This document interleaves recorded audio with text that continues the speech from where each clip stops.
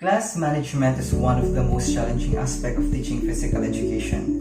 That is why as an educator, we must learn some strategies to reduce inappropriate behavior and increase positive student engagement in our classes. Good day everyone, I am Teacher Arya. And I'm Teacher Angel. And we will be your guide in for today's discussion. Let's go! Because we will be there to accompany you to enrich your knowledge about strategies for managing behavior during physical education lessons. First, let's discuss what are these pupil misbehaviors. Here, we have three categories: the primary, secondary, and tertiary misbehaviors. The first one is the primary misbehavior. These are the mild disturbances such as talking, giggling, showing off, non-participating, leaving the room, etc. Mapapansin natin na we often notice this behavior in elementary children because, for example, showing off and giggling are just normal traits of children, right? Right. The second one is the secondary misbehavior. Ito naman yung moderate disturbances. Kumbaga, ito yung next level ni primary misbehavior, such as making noise, stealing, cheating, harassing, loses temper, talking back to teacher, etc. This behavior shows disrespect to the teacher and to those around them. We usually see these students in high schools or sometimes in college. For example, the harassing and purposeful rule breaking. Isn't it that the students who do this are usually adults and not children anymore? Because the children will not disobey the rules because they are afraid of being reprimanded by the teachers or those who are older than them. And the third one is tertiary misbehavior.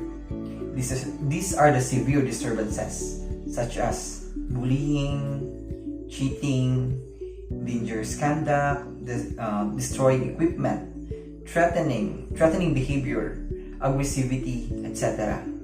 This is the worst version of the secondary misbehavior because the behavior here, the behavior of a students here is so dangerous.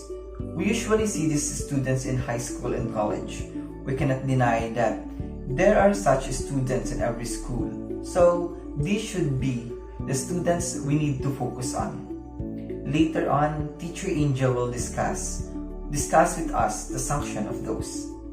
But today, I will discuss the simplest strategy or approach to handle mild to moderate disturbances during PE session or inside the classroom. I know many of us are familiar with this.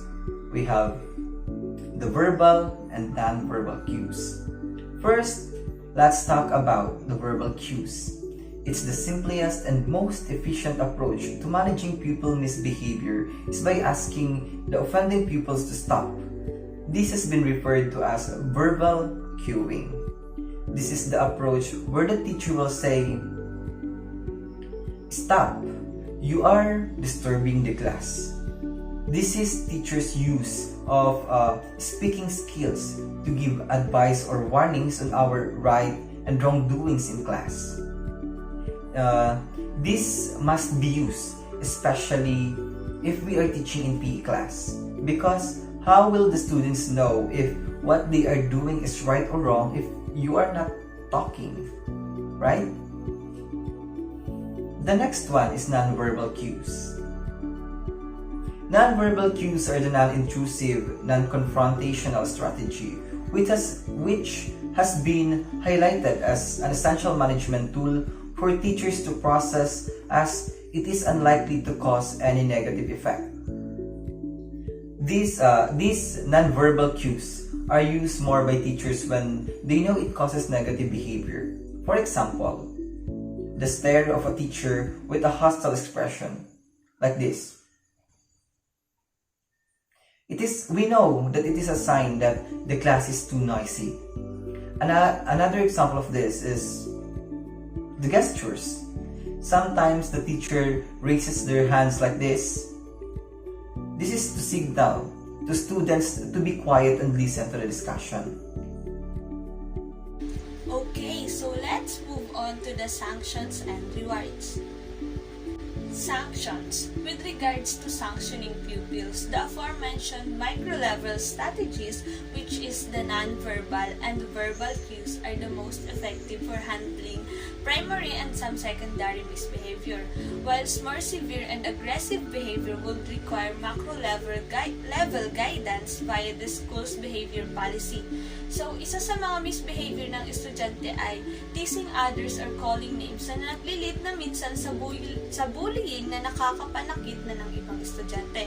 So, to sanction student, it is depend on the classroom or the school rules, like for example, apology letter sa victim. So, these apology letters allows the student.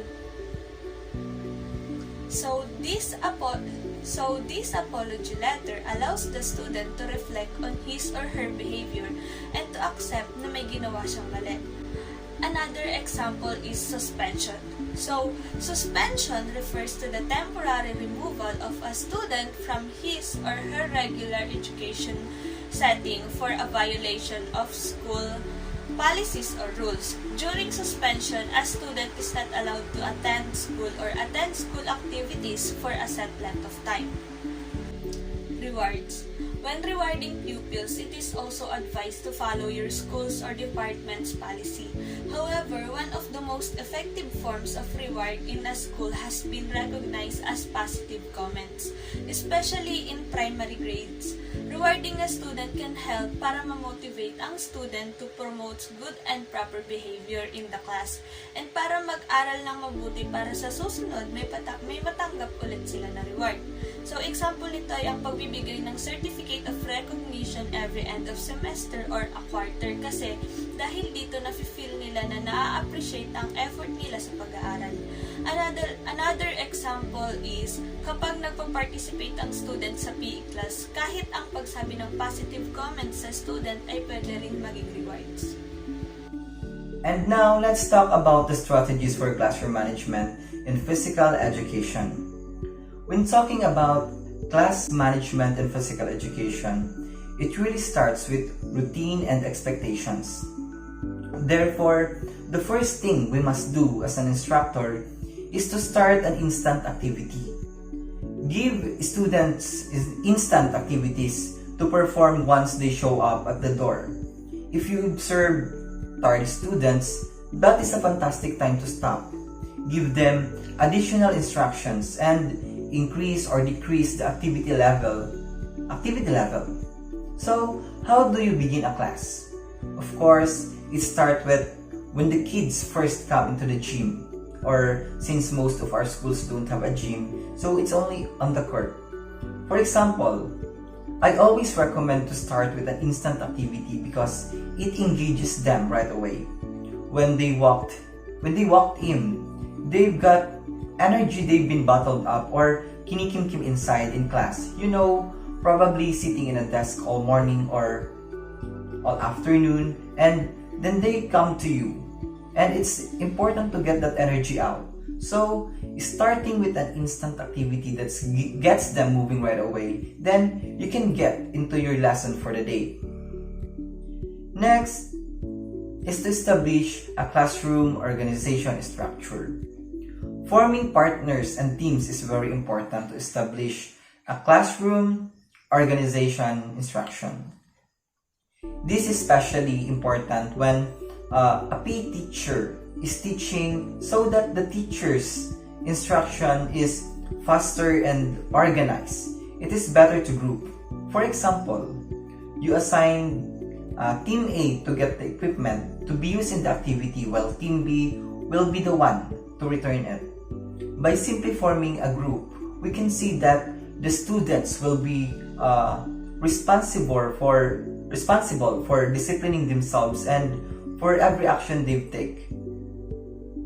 The third is use starting and stopping signals, providing stop and start signals so that they know when to start an activity and when to stop an activity. That could be music, it could be whistle or something that they can identify right away. So next is be consistent with discipline. Explain discipline and procedures to the entire class and be consistent. Most of the time, we shouldn't punish an entire class. Those on task should be allowed to play and participate. Give warnings individually and discreetly. So ang consistency ay napaka-importante, especially in creating an effective learning environment. Dahil dito mas naiintindihan at susundin ng mga estudyante ang rules sa loob ng classroom na makakatulong sa kanila to control their behavior. And then, refocus the entire class by asking questions. Using questions in the classroom can help students engage with course content, the instructor, and other students. So, a task-related questions or a simple, how are you today, class? O kaya naman ay, anong naintindihan o kung may hindi man kayo naintindihan sa nilesson nating class, can help the student to focus the discussion. And lastly, praise students and recognize good behavior. Praise the students more often than not. Love your students. Be a friendly adult, not an adult friend.